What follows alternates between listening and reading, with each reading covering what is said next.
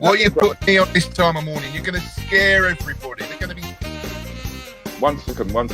Are you there? Yeah. Yes. All right. No. I was holding two conversations actually. Well, straight away, that's red flag. Bone community. Why are we the guinea pigs now? This is not a corporate site. This is not a corporate thing. I'm not trying to appease anybody apart from the viewers who watch it. Yeah. Because further down the line, we're going to be covering areas and we're going to be saying things that's going to. I guess you would say. I feel like when you are speaking up for yourself, it should be unapologetic and it should be honest. I think that we all have. As this is the weekly roundup, as you the guts are bubbling. We are proud to announce the launch of the first British black-owned search engine called Black Search. So if you're looking for anything related to the black community, whether that be bloggers, podcasters, news, history, business, black directories, marketplaces, products and or services, simply visit www.blacksearch.net and you will find whatever it is you are looking for. Oh, I do believe that's your voice. Yeah. I couldn't find nobody to voice it, so I had to do it myself. You're on your second coffee and fag. Oh my God. Listen, girl, I haven't even had a coffee. The thing is, if it wasn't for my daughter, I think I would have still been asleep because she had to go to school, so she came in to say, bye, Dad. And I was like, oh my God, if she's saying bye, that means that 8:15 has gone.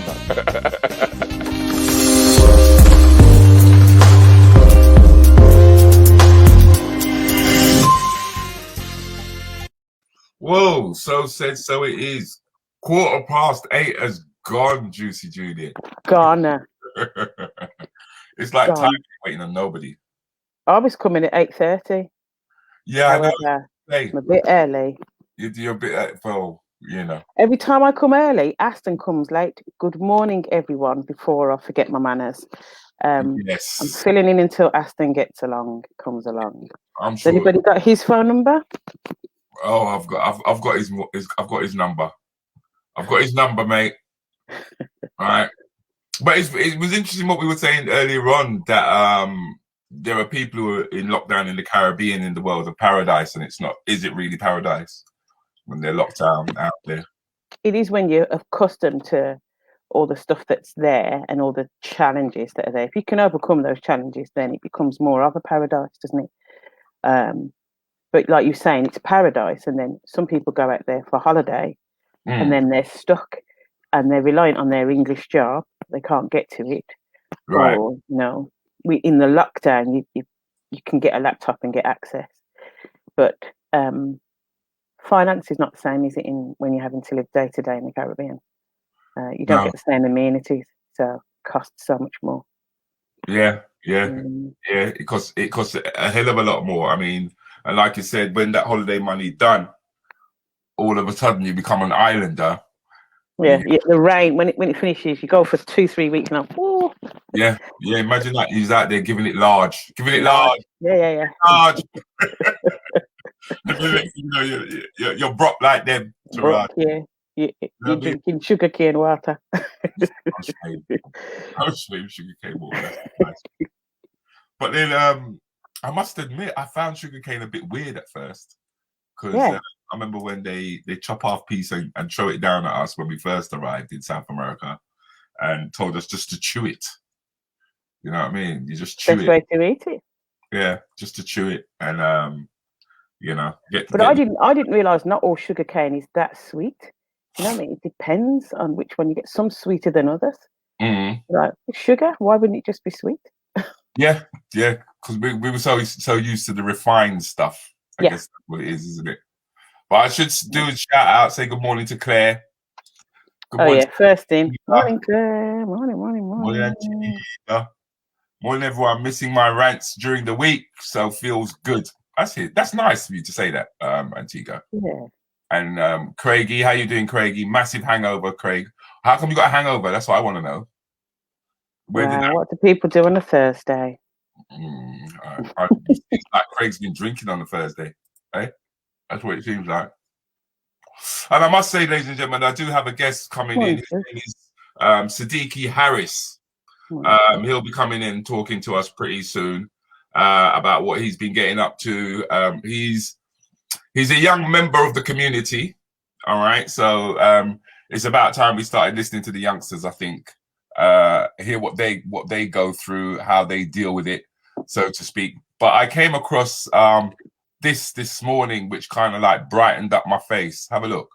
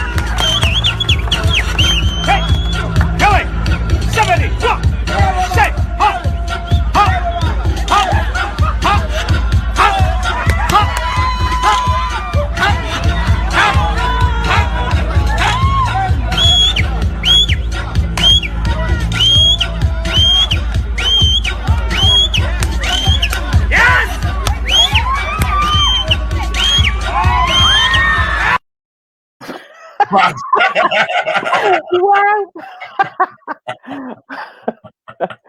Wow, that was deceiving. And good. Wasn't it? Yeah. Wow. Wasn't it That's just? some serious skills. I was amazed when I saw it, man. It just brightened up my face, and I thought to myself, "Oh my God, look at what people do, to amuse themselves and pass the time." I mean, it'd be interesting to see what you could do with the football as well, which would be quite interesting, Yeah, probably a lot less because it's heavier. That's true. But I mean, for the way that he was kicking around that hat and just bouncing it off his leg. Couldn't got a football down his trousers, could he? It's early in the morning. Early. Nah, it's cool, man. It's cool. I love that. We love that. It's Friday. Good morning. So Craig has said he's just finished a 10-day shift. Bloody hell. No wonder you're tired, mate. Okay, yeah. That makes sense. No wonder you're tired, At first I thought it was the old alcohol that Craig was on. That's tonight. Yes, that's later on for tonight. That's definitely later on for tonight. Astrid is saying good morning, no doubt. Good morning, Astrid. Astrid's always up bright and early. Yeah, morning. She's always bright and early, man. Always bright and early. Carol Thompson is saying, Mummy, Tiwi. Oh, we are so talented. Now I get it. We are so talented. Yeah, definitely. That's what you call skills. Good morning. What do you mean? Antigua, I think you're asking a bit, mate. You're asking a bit. I want you to do something with your cap now after seeing that. Yeah, tell him, Antigua. Yeah, tell him, Annie. No, man. The most I'm gonna do is twist it. That's the most I'm gonna do. I'm gonna twist it. That's a bit Benny Hill there. You need to put it back. Good. Morning, Liz. Morning, Liz. Liz must have been mucking out the horses, isn't it? Mucking out one. Oh.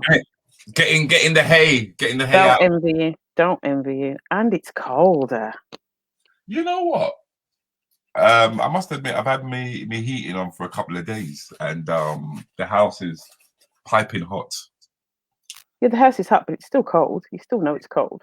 Yes, that is true. That is true. I've just noticed that our guest has just arrived. So I think I should waste no time instead of having him sit at the door. Yeah, definitely. What's that? Less of the chat. Who's this? What's getting into Shugs? Oh, less of the cat.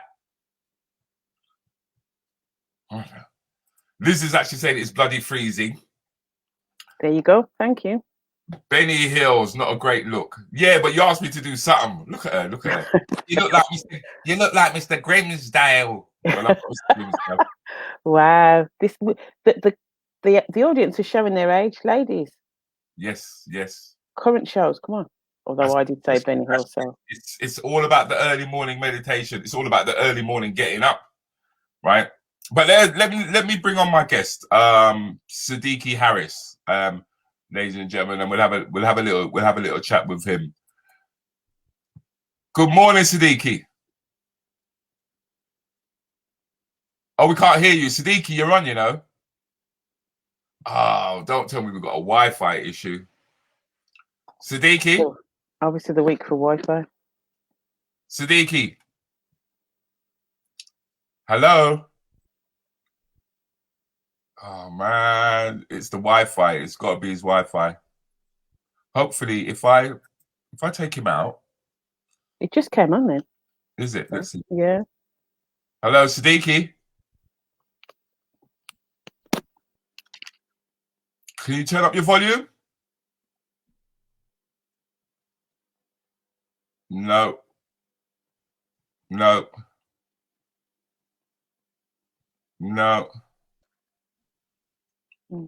Oh, that's a shame. It is a shame. That is a shame. Maybe if he comes back in again, try going out and coming back in again. Right. Can't believe he's just popped in. Oh, I see. Now I get it. Now I get it. Now I get it. I've just got rid of my old cat. You make it sound like you just threw the cat down into the toilet and just flushed it. I hope that's not what you meant, Shugs. Oh, you're saying that's why you were late in?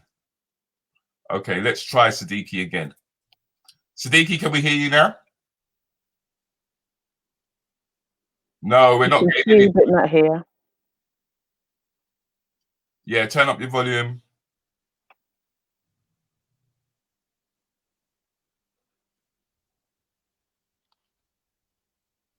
Stop it, Leisha.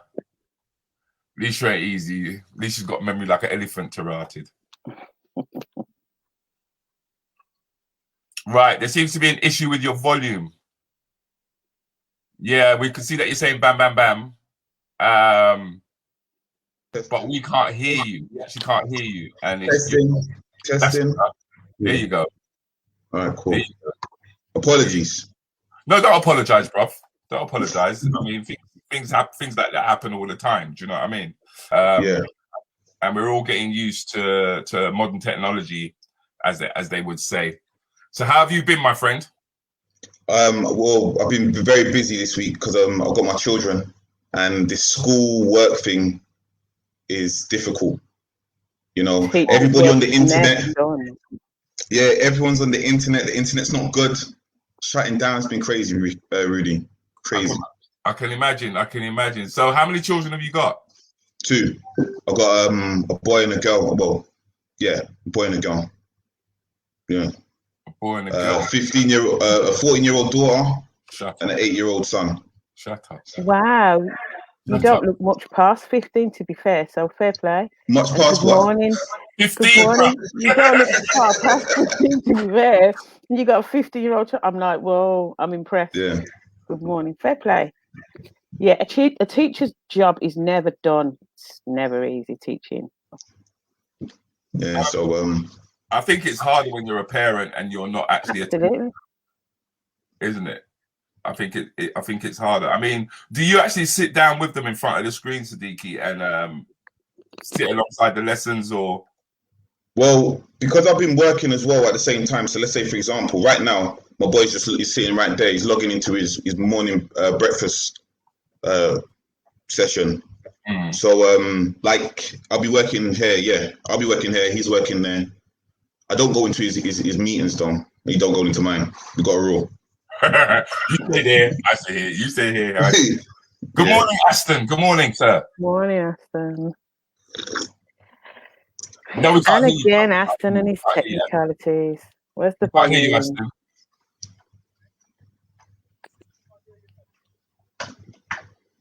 I think he's had the same issue that you had, Sadiki. Oh, possibly.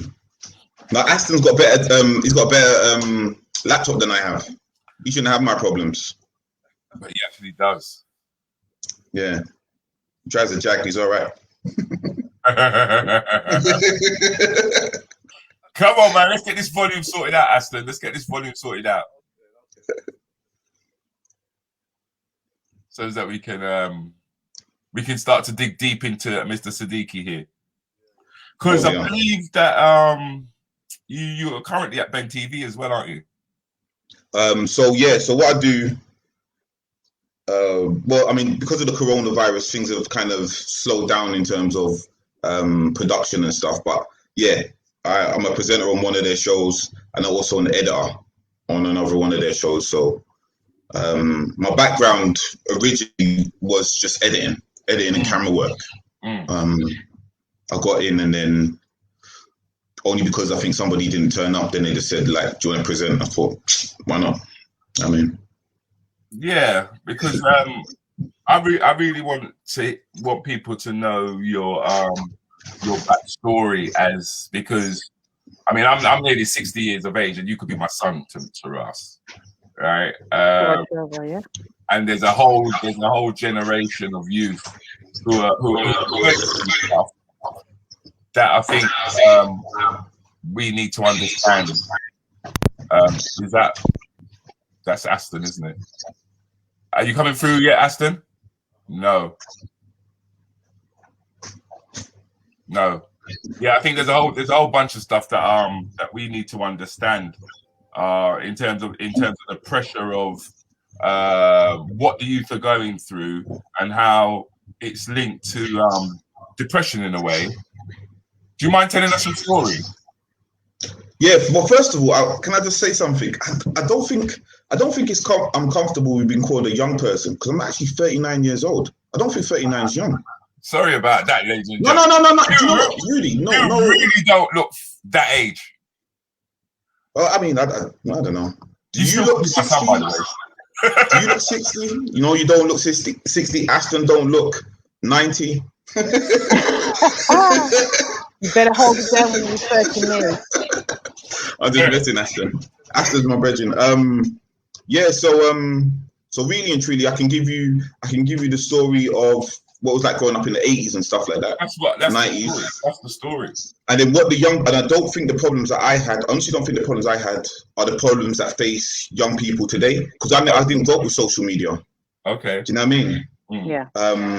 But in my case, I suppose, what did you ask me? How do I get here?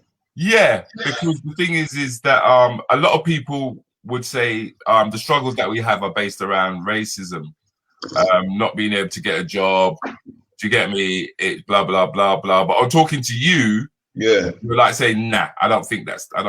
Well, here's what I mean. I'm not going to say that racism doesn't exist. Of course, it exists, right? But racism exists within the institutions, right? If you're growing up, when I was growing up in 80s Lambeth, everybody cool was black. Everybody. Do you understand? I was a part of that. So racism didn't really play a role until, I don't know. You know, because all right, let's say for example, it wasn't racist for the police to chase us because we thought it was fun. And we were doing madness as well. Do you understand? So I wouldn't say that was racist. We were doing badness, and so we were right to get chased. We were, to a certain extent, they were right to stop and search me. I was doing badness. So it wasn't racism like that. I think racism only kicked in when I got to probably like working age and stuff like that, and I saw there was a difference between me, how I was being treated, and how my co-workers were being treated. But you know, I went to a school where the black people were cool, everybody. You know what I mean? Right. Yeah. So one of the things that I struggled with ultimately, it wasn't racism, but one thing I was aware of was that I grew up fatherless. Okay. So I lacked a role model and I lacked direction. And I think that's what did me the most damage, really and truly. It wasn't the racism, it was my lack of direction. Okay. And that's why I don't think that, you know, often when you watch the news and stuff, everyone's talking about race. And I'm just thinking, well, there's more than that. I know, just having no dad and having to work out what it means to be a black man in the UK was a very, very difficult job. Yeah, because you did mention that it was simple things, like in terms of colors, in terms of what to wear, in terms of how to emotionally handle oneself as a young individual. And if you could talk about what are the issues of being brought up without your dad and how that affected you. Well, I think to a certain extent, it took away my confidence to a certain extent, right? So you're growing up. Unfortunately, you have to fight, right? So I found myself in certain positions where I had no one in my corner. And because I had no one in my corner, it meant that I knew I could, like, I'm thinking of this one person. I knew I could have battered this kid, but his bigger brother would have battered me straight away afterwards. I didn't want to take that beating. Okay. Now, if I feel like if I had my dad backing me up, not just being there, things would have worked out a bit different. You know, when Rudi called me and we were speaking, I was talking about, like, because I've got a boy, I've got an 8-year-old, and I see how easily my boy just gravitates toward anything that I'm doing in terms of how I dress, how I look. You know, daddy's doing it, so I might as well do it. Do you understand? I'm not doing anything bad, so, you know, it's good. But when I was a kid, I didn't have that. I didn't have that go-to person. So let's say, for example, some of my role models. Let's say, for example, I had Michael Jordan on the wall, right? But I never had a real clue as to how I could be like Mike. But when I take my son down to the basketball court now, he watches me play, and he sees how he can play basketball. It might sound a bit strange, but I was a child that needed to see that I could do things, and I didn't have anybody around me that would say, like, you know what, kid, you can do this, or this is how it's done. So I ended up doing a lot of things, just trying to work my way out. Like, what is this? What is this life, and etc. etc. Hope I'm being clear. No, you are. I mean, because I think it's important that we understand your journey in order to really understand what you're saying to us, because the lack of a father figure means that you've got little or no direction. I mean, me being a dad, one of the things, and without offending anybody, one of the things that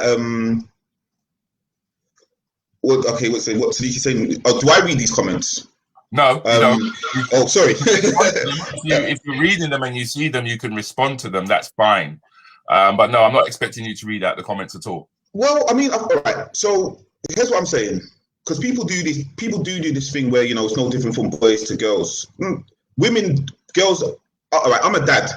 One of the things that I really hate on social media is when you see a picture of, let's say, a mom, 2 children, and somebody calls that the black family, because I don't like being marginalized, right? Right. I'm a dad, I'm active, I need to be in that picture.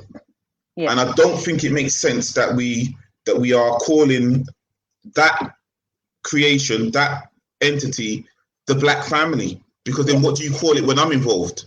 Right. Yeah. And I should be involved, right? So regarding what this lady's saying, you know, I was originally from Birmingham, right? And then I moved to London. And so all my family is in Birmingham. And I had loads of aunties. There was always women. And my mom, single parent black woman, she had loads of single parent black female friends. So I do think the girls do get something.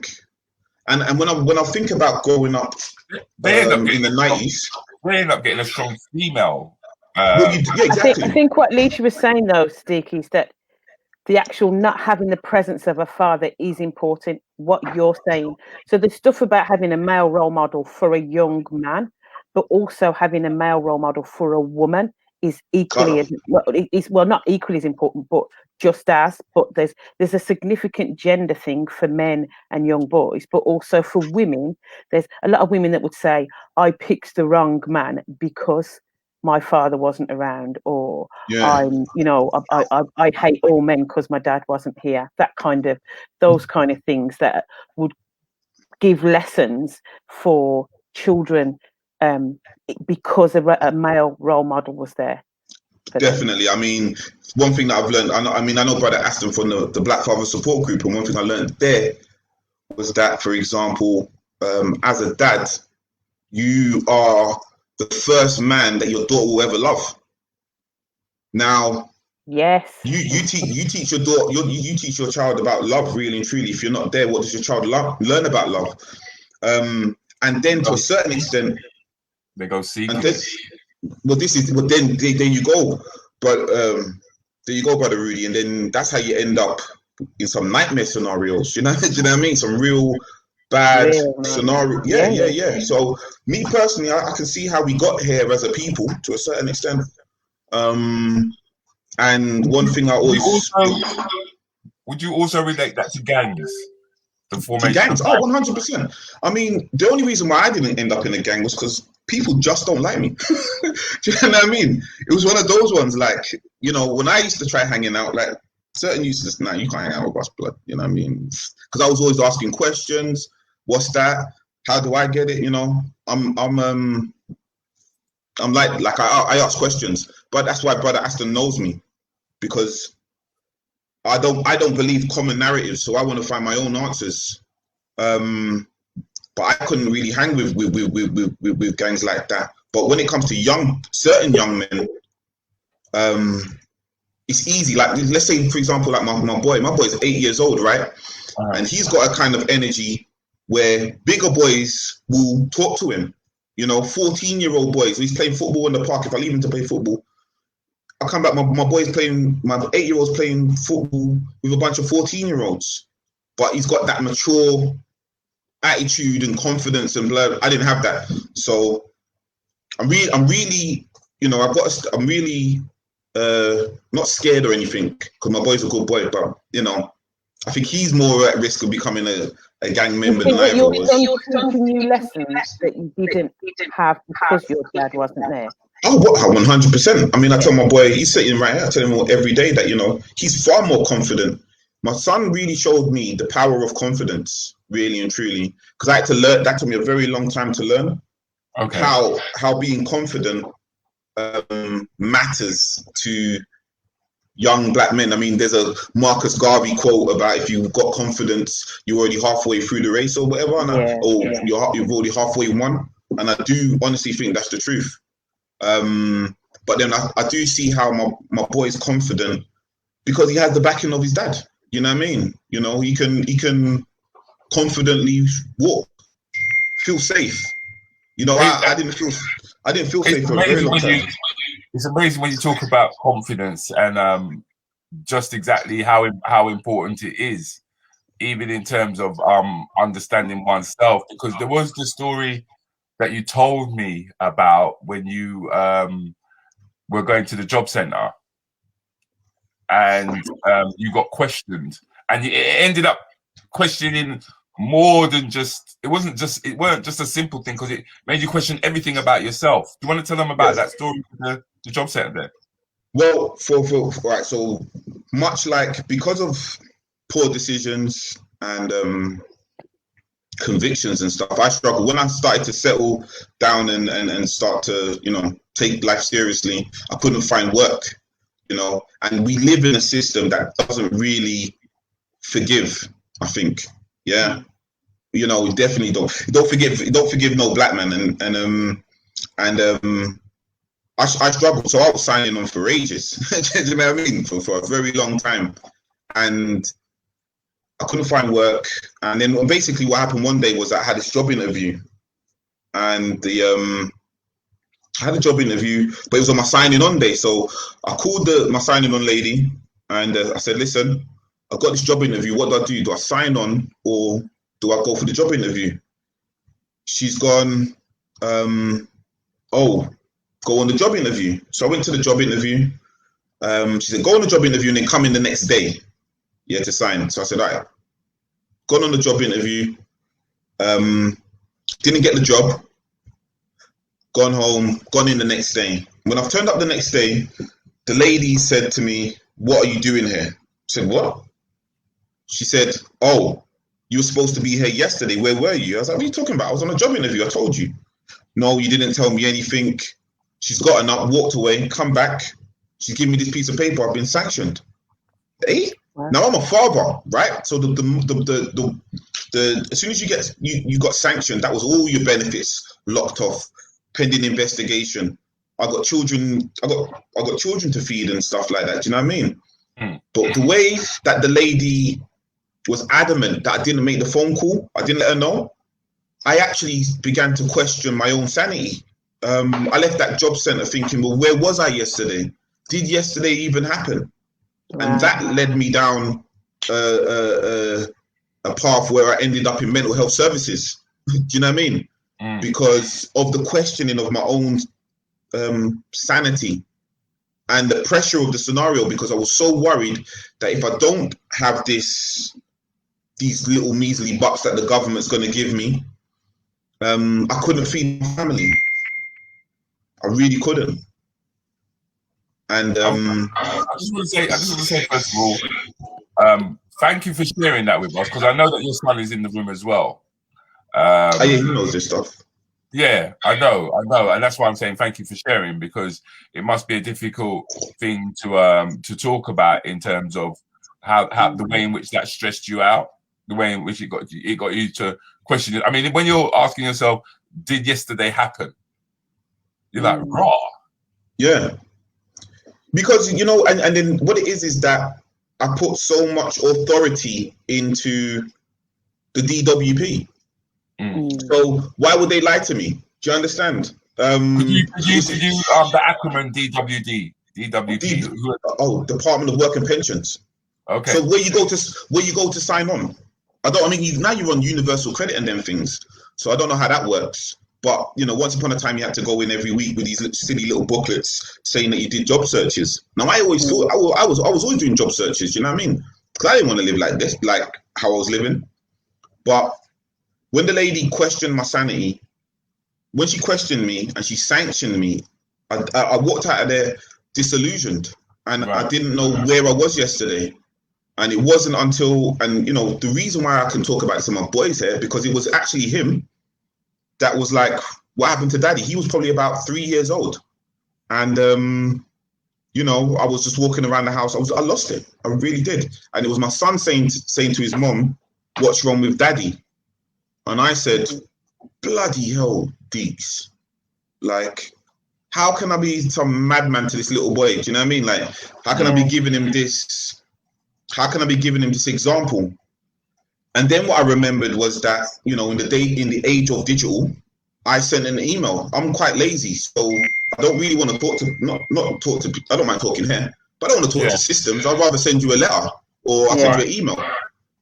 And when I look back on my email, luckily, I saw an email where I said to the lady, I'm going to have an interview on the Thursday. And she sends me back an email saying, okay, come in the next day. And then, so when I brought that to the, so I write a letter. So I've been sanctioned and all this stuff. How long was that before you realised? Before I realised, about 2 weeks.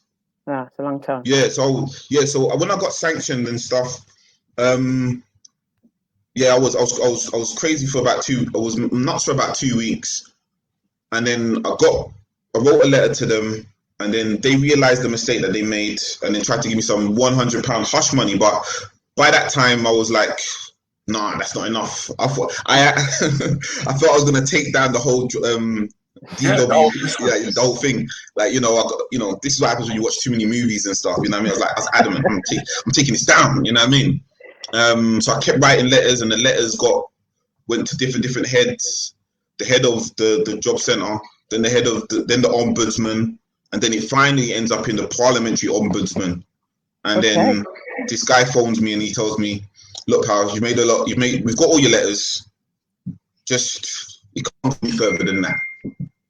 Then that was it. And then by that time, what I realized was that actually, you know what, if this system don't believe in me, I have to believe in myself. So then I just started becoming self-employed. And then once I became self-employed, that's what I do now. I'm self-employed. And that's where the self-confidence kicks in, and that's when it kicked in. Yeah. And your transformation begins, because did you leave school with qualifications, or did you have to? Yeah, I mean, you know what? I mean, I loved school. You know what I mean? I really did. I left school with decent GCSEs. I went to college. I was in college for a long time, but I was part-time in college because I didn't get the right grades I didn't get the right grades at the time, and I was part-time working. I was at college part-time, was working part-time, and I was hustling. I thought I was the man. You know what I mean? I really did. For a very long while, I thought I was Jason Bourne, like just doing everything. Yeah, just doing everything, doing the most, getting away with everything, and living life. And then, you know, so I was never I was never. I mean, I wasn't great in school, but I left with qualifications and stuff. Okay, and it was the camera that made a big change for you, if I'm correct. Well, yeah. I mean, so when I was like maybe about 11. I got hold of this camera, and I thought, you know what, I want to make a film in it. You know, I mean, films were always big for me. Watching films, and then we was always doing plays and stuff because we were very creative children. I got two younger brothers that I lived with, but then, like I said, there was always in my house like other children and stuff. So we'd put on plays for the parents and performance. You know, it was like that. And I got hold of this camera and I wanted to make a film, and I didn't have the first clue how to make a film, and then basically that dream kind of died, but the passion didn't. Now, what I was explaining to Rudi the other day is that I was working. There was a point in my life where I decided, you know what, I'm going to jump back into this film thing, and that was basically because I got a friend who did a short film with Asher D. And he was just doing numbers, like, you know, doing some real good stuff. I was like, damn, I could do that. You know what I mean? And so what I did was, but I couldn't afford to buy this camera. And then I got into this. So I was working, I was trying to save money, but you know, when you're working low wage and stuff, it's very difficult to save. And I was working for ages, trying to save for this camera, couldn't get this camera. Then another brethren just shows up on my doorstep, and he's got the camera that I want. And I'm like, "Wow, how you get that?" Wow. So he turns around and he's like, "Yo, bruv, well, listen, I make money, but I don't make money like how you make money. I'll show you this different. I know a different way to make money." So then I was like, "Raw, you're making all of this money?" He's like, "Yeah." So then I got involved in what he was doing because I wanted the camera. And then, yeah, you know, and then that took on what it took on, you know. Okay. And that's when things really got serious in regarding, you know, my life and stuff, and the things I was involved in and people I knew. Okay. And it was a poor decision on my part, but then again, I was competing with people who, again, you know. Some guys, some geezers I knew, they just went to their parents to get cameras and stuff. You know what I mean? Now, my dad bought me that camera. You know what I mean? You know, at the same time, I was trying to get a car and get a license, and it was just, you know, I was around people. Well, my dad bought me this car. You know, people whose parents paid for their driving license. I don't come from one of them environments. Do you get what I'm saying? I bought myself my first pair of Air Max. There was no way my mom was going to spend 80, 90 pounds. On one son, she got 3. No way she's going to spend 80, 90 pounds on a pair of trainers. So I had to buy my own Air Max. You know what I mean? It was one of those ones. So, and that's why I ended up, unfortunately, that's why I ended up involving myself in some real silliness. on the streets.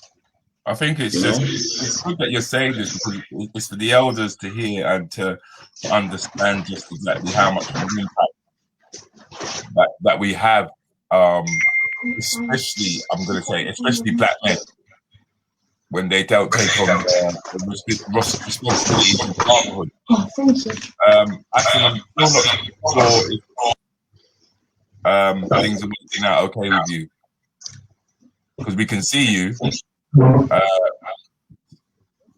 No, we can't hear you. We can't hear you. There's definitely an issue, and it's also causing feedback, believe it or not. Yeah. But, what I wanted to really move towards was how you started working in mental health. All right. So yeah. So because of, like I said, I've kind of developed a social anxiety problem over the years, right? I was involved in silliness, and that didn't help. And eventually, when I was broken down, when I literally broke, what came up was I had this problem with talking, communicating, because I'm from an environment where, although we could put on a play and stuff like that, was also told to stay quiet. And again, don't question. I think that's one of the biggest problems. Like I say to my boy all the time, listen, son, you can ask me any question you want, pal. You know what I'm saying? Me as an elder or as your dad, my job is to answer your questions. But I'm from a generation where don't ask no questions. Do you know what I'm saying? And that really do as you're told. And so basically what I found is that I had this social anxiety issue where I found it difficult to communicate, difficult to be around people, and I needed help with that. And then what I ended up doing was, so I did cognitive behavioral therapy, CBT. Ooh, CBT. I did CBT, and I also was offered, so because I went to my GP and I had a good GP. So I went to my GP, she offered me CBT and Prozac, right? Often in our community, Prozac, yeah. Wow. Often in the community, there's a thing where they say, we're over prescribed pharmaceutical drugs, and I get that, because to a certain extent we are, but I kid you not, those pills helped me 100%. And I'm not here advertising it, because I honestly do believe it's different strokes for different folks, really and truly. Yeah, everybody's different. For me, those pills could stop the negative thoughts collecting in my head and allowed me to just move forward. That's what the pills did for me. They also gave me some other... Sorry, Joe? I was probably Did you take them for long? I was probably on Prozac for about 18 months, something like that. And so basically, when I got involved, once I did the CBT and all of that stuff, I felt like I was now more ready to work. So I ended up, but then I couldn't work because of my convictions and stuff like that. Yeah. And then I found this charity where they helped young ex-offenders get work, get a job. And that was my introduction into the world of mental health, because before then I didn't realize that you could get paid to work in a charitable sense. Right. I understand, like, you could do good work and somebody can pay you for that. I never saw that in my lifetime. So is that because you thought charity was always about volunteering? Always about volunteering, always. Okay. And then even I remember, like, at the job center, they would always say, like, volunteering is a way you volunteer first, and then hopefully you can get a job. You know what I mean? And yeah. And I was like, this is some rubbish. Do you know what I mean? Got to be like rubbish. You know what I mean? You're just gonna take all my time and never pay me. But to a certain extent, it kind of works like that. I didn't. It did kind of work in that way. Luckily I found this organization that was very, very willing to work with me, and they taught me how to paint, because I had no practical skills. I could do IT stuff. You know, I was a computer kid, but no practical skills. Like I couldn't fix I wasn't a mechanic or anything like that. And again, I feel like that's another thing. Like if you got a dad or an uncle, they bring you in on this kind of stuff. You know what I mean? Right. But what the company did was I learned how to paint and decorate. So I was doing that for a little while, and then I was doing that for a little while, and eventually I ended up for this organization. My role went from painter and decorator to social media person, because I was very good. I could use Photoshop very well. Yeah. And they knew this through some of my skills and stuff like that. And basically, at one of their meetings, I met this lady called Councillor Jackie Dyer. She was the guest speaker at one of their meetings. Councillor Jackie Dyer is a Lambeth councillor who works specifically in mental health, specifically in black mental health. She goes up and down the country. So the charity I was working with at the time just invited her to talk to. There was a lot of black people that they worked for, a lot of black clients, yeah? So they thought, let's get Councillor Jackie Dyer in to talk to these people. And then basically, at the same time, I had my problem and I was struggling.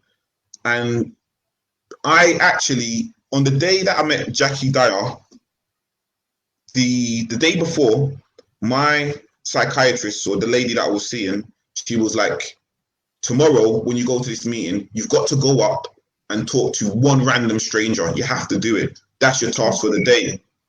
So when I was at this meeting, I was sitting there thinking, who am I going to talk to? I've got to do this. I want to get this problem solved. Saw Jackie, and because Jackie's from the Midlands, she's from the Midlands or up north. Black people up north are a lot more friendly than black people in the south. That's 100%. Yeah, they are.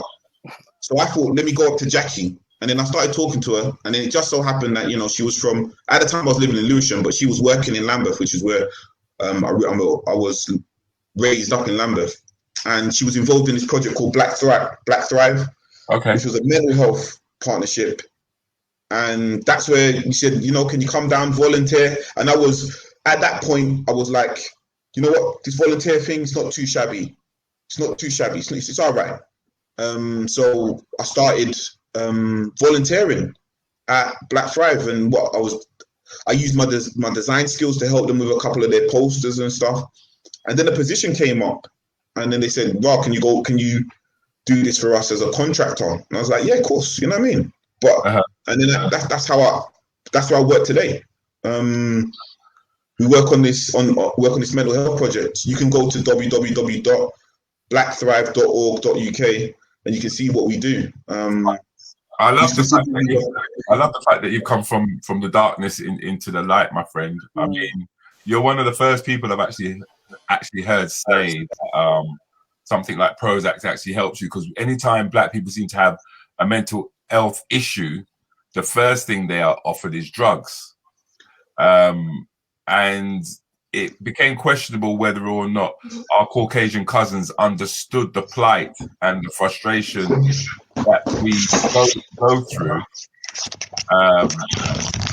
For example, you explaining to us your journey, and then going into the workplace and coming up against systemic institutional racism, and how it has a massive effect on just our nature and our well-being. Yeah, I mean, the reality of the thing when it comes to pharmaceutical drugs and our treatment in Black Thrive. So let's say, for example, what I do today, Black Thrive, we believe in systemic changes, right?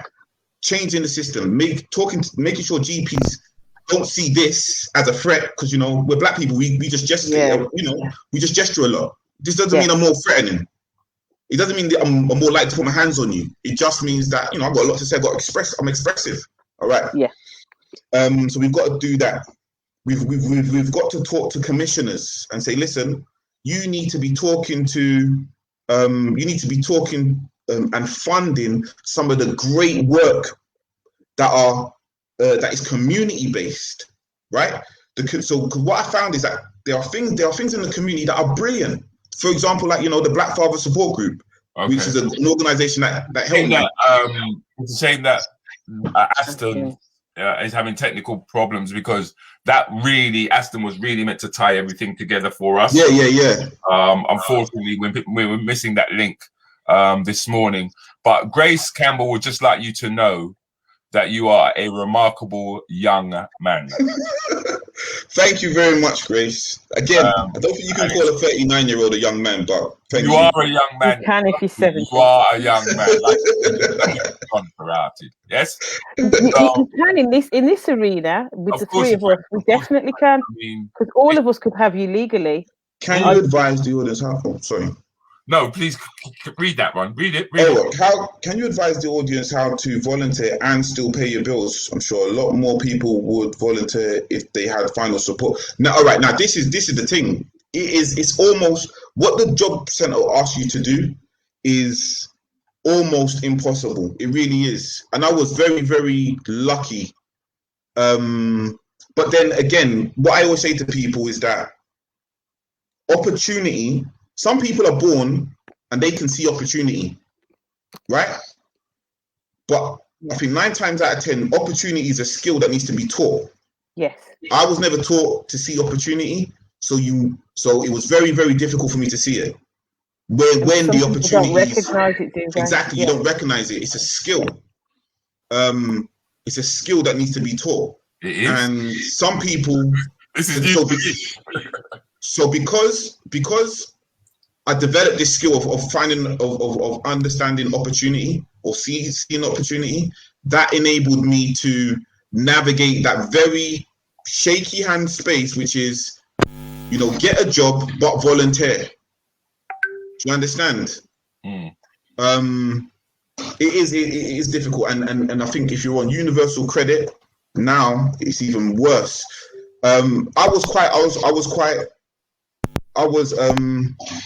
Yeah. I mean, look, this lady says the system loves to throw us onto antidepressants, but I was depressed. I'll keep it 100. Like, it's not the solution for everybody, but listen, it really helped me. You would not know me if it weren't for that, because it really allowed me to think clearly.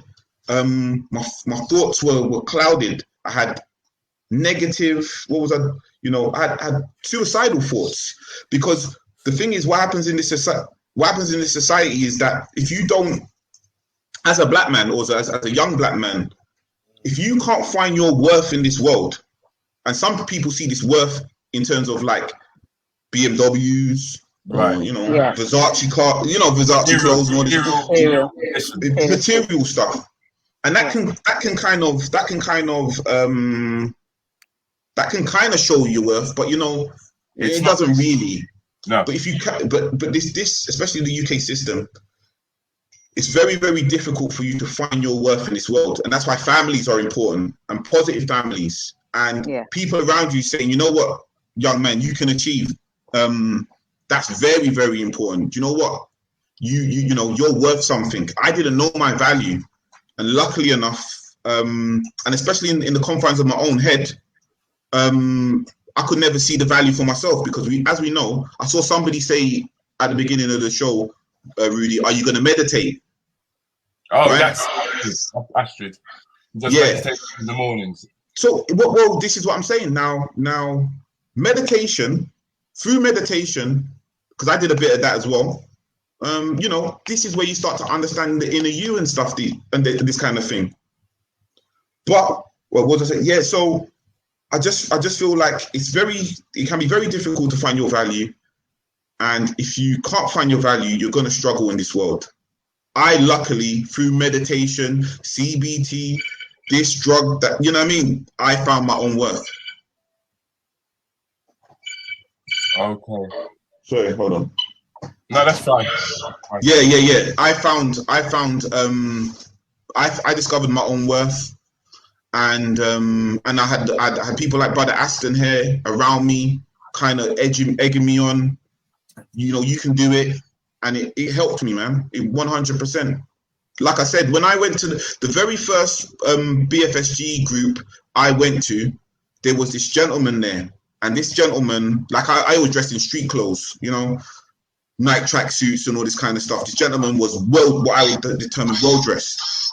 He had like a gold watch, gold chain, shirt, trousers and shoes. You know, he was slick. And I saw this gentleman as he came in, and I thought, wow, when I'm older, I want to dress like that.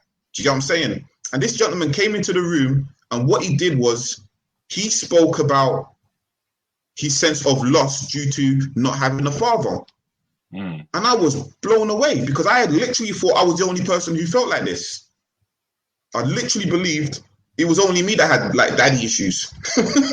No, there are so many people out there who are having daddy issues with the father not being in the workplace. I mean, in the home. In the home. Or at least not showing their presence. First of all, I just want to say to all the people on my profile page, for some reason, once again, your comments are not coming through. It's not that I'm ignoring you, okay? It's just that I'm not seeing them at the moment for one reason or another. And I will, of course, get in touch with StreamYard to find out what's causing that. So please, the likes of Tina, Susan, Denise, I'm very much aware that you're in the room, and Huey Crawford, of course. I'm very much aware that you're in the profile room, but your comments are not showing up. Okay, and I do apologize for that. Sorry to cut you on that, young man. Cool, fine.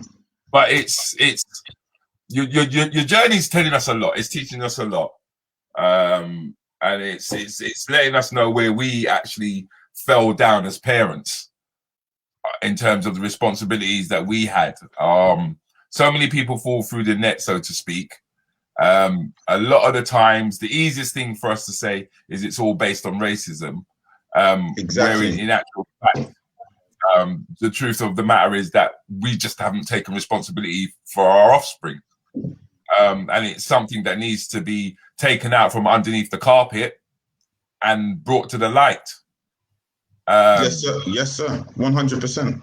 I mean, considering mental health as well, you know, when I go down to the Maudsley and stuff like that to like hand out these flyers or whatever I'm doing down there, and I see all of these black men, I see there's loads of brothers in there.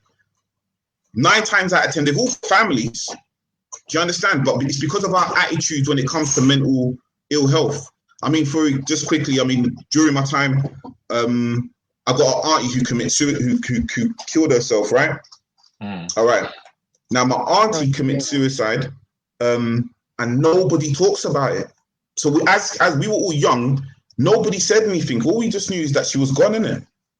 And for nobody to talk, as children, we just grow up, and then eventually somebody's like, oh yeah, she committed suicide like 10 years later, and it's like that's not good enough, because this was a chance for the whole family to understand. Listen, some of us in this family were struggling, and we need each other to you know, help ourselves get through. You know, the family is very, very important, 100%. But because of our attitudes and tabooness of the subject, it's a struggle. I just wanted to quickly say that Tina Jones has sent in a comment. She said that my son has suffered from depression for years. He told me he recently been prescribed fluoxetine. Yeah, that's it. Yeah, that's Prozac. Yeah, which has helped him. But after watching this guy's story, I'm going to ask him if he was offered any of the counselling or courses he has talked about. Yeah, so that's the thing, innit? Because if you've got a good GP, so shout out to that brother there, whoever he is. That's exactly what I was on. Yeah, but to her son, this lady Tina, that's exactly what I was on. Floxy, but it's Prozac.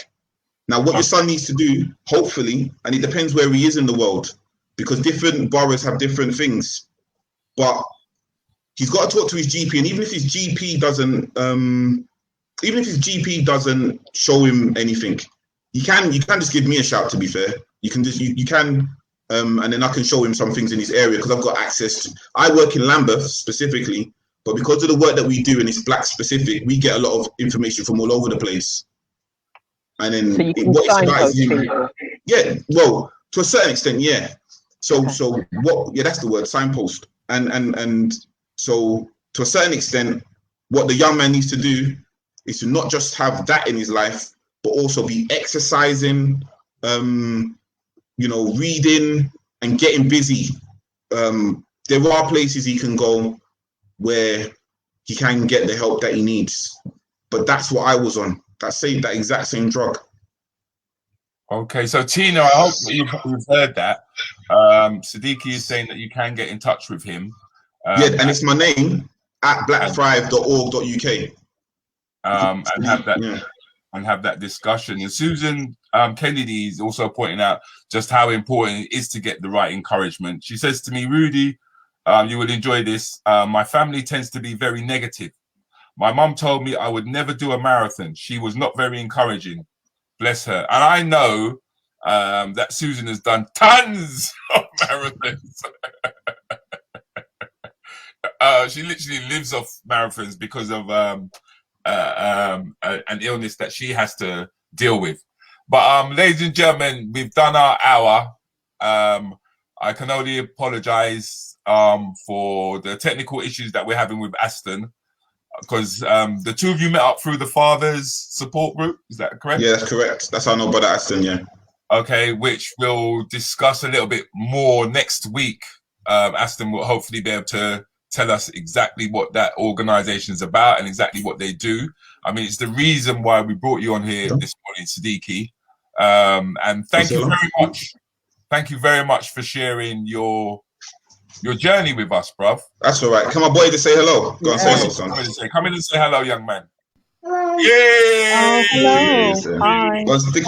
Bring your face right in. Bring your face right in. Yeah, see, that's my boy. You know what I mean? This is my little man, so yeah. Go back to business. Don't go away. Oh no, they say don't go away. Come on, don't go away. I was asking you. Hello. Hello. Yeah, say hello. Hello.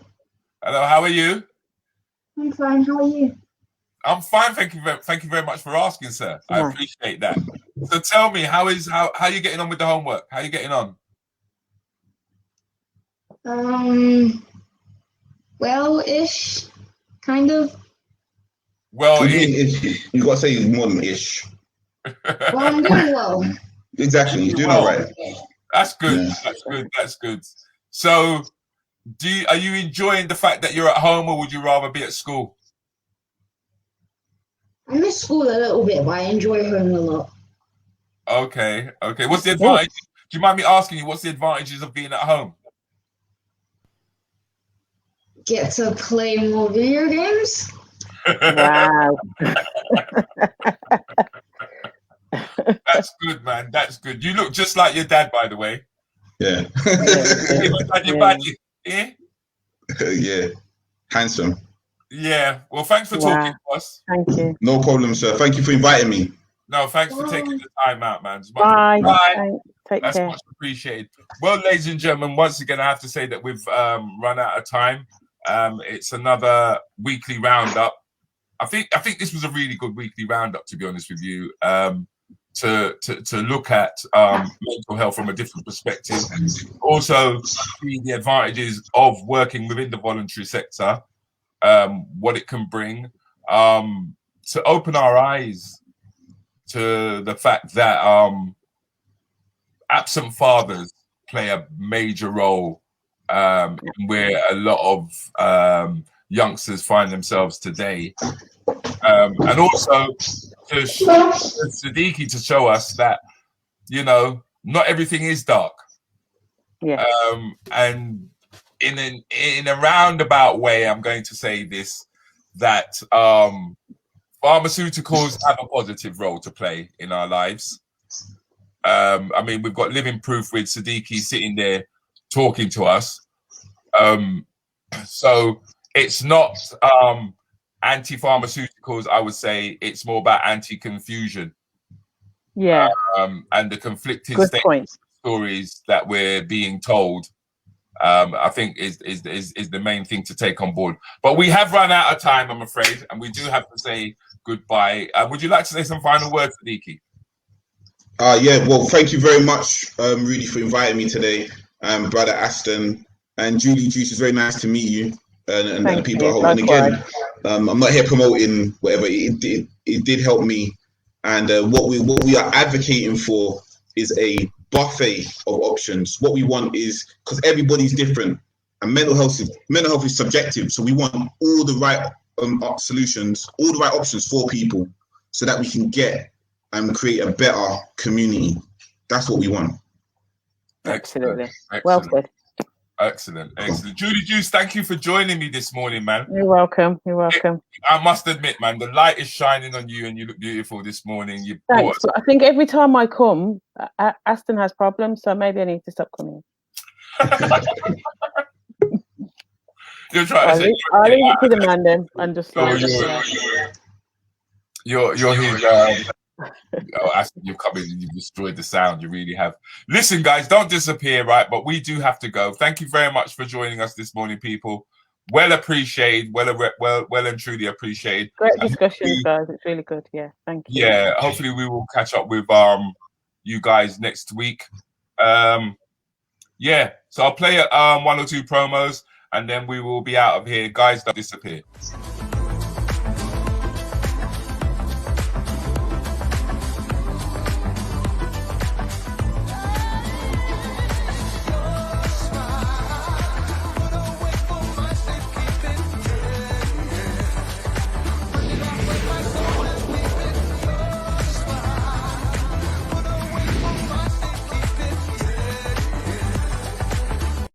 One. Yeah. What you put me on this time of morning, you're going to scare everybody. They're going to be...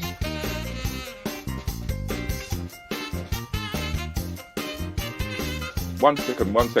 Are you there, yeah? Yes. All right, bro. No. I'm holding two conversations, actually. Straight away, that, red flag. Phone community, why? Are we the guinea pigs now? This is not a corporate site. This is not a corporate thing. I'm not trying to appease anybody apart from the viewers who watch it. Yeah? Because further down the line, we're going to be covering areas and we're going to be saying things that's going to... You would say. I feel like when you are speaking up for yourself, it should be unapologetic and it should be honest. I think that we all have. As this is the weekly roundup. The guts are bubbling. We are proud to announce the launch of the first British black-owned search engine called Black Search. So if you're looking for anything related to the black community, whether that be bloggers, podcasters, news, history, business, black directories, marketplaces, products and or services, simply visit www.blacksearch.net and you will find whatever it is you are looking for. Oh, I do believe that's your voice. Yeah. I couldn't find nobody's voice inside to do it myself, you know what I mean? Oh. You're on your second coffee and fag. Oh my God. Yeah. Listen, girl, I haven't even had a coffee. The thing is, if it wasn't for my daughter, I think I would have still been asleep because she had to go to school. So she came in to say, bye, Dad. And I was like, oh my God, if she's saying bye, that means that 8:15 is gone.